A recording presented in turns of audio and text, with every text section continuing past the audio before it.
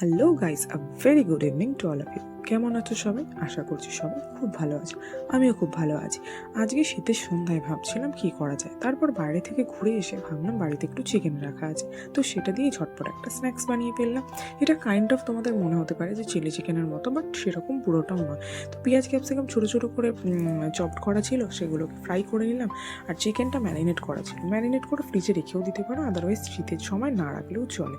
তো চিকেনটাকে ভালো করে ফ্রাই করে নিলাম, যেরকমভাবে চিকেন পকোড়া হয় ওরকমভাবে ফ্রাই করে নেওয়ার পর কর্ন দিয়ে আর পেঁয়াজ ক্যাপসিকাম দিয়ে ভালো করে সটে করে নিলাম। তারপর chilli sauce, soya sauce, tomato সসটা দিয়ে ভালো করে একটু টস করে নিলাম। অনেকটা মশলা দিয়েছি, জিরে গুঁড়ো সামান্য, ধনে গুঁড়ো সামান্য, লঙ্কা গুঁড়ো এবং কাশ্মীরি লঙ্কা গুঁড়ো দিয়ে ভালো করে জিনিসটাকে সটে করে চিকেন পকোড়াগুলো দিয়ে দিলাম। আর এর মধ্যে একটুখানি জল আর কর্নস্টার্চও অ্যাড করেছিলাম। খেতে কিন্তু দারুণ টেস্টি হয়, তোমরা বাড়িতে সবাই একবার ট্রাই করতে পারো, ভীষণ সুন্দর খেতে হয়। তোমরা এটা নর্মালি সার্ভ করে খেতে পারো বা রুটি পরোটা আইটেমের সাথেও খেতে পারো। চলো, দেখতেও কিন্তু ভীষণ লোভনীয় হয়েছিল। ভালো থেকো সবাই, দেখা হচ্ছে একটা নতুন ভিডিওতে। ততক্ষণে টিল দেন টাটা।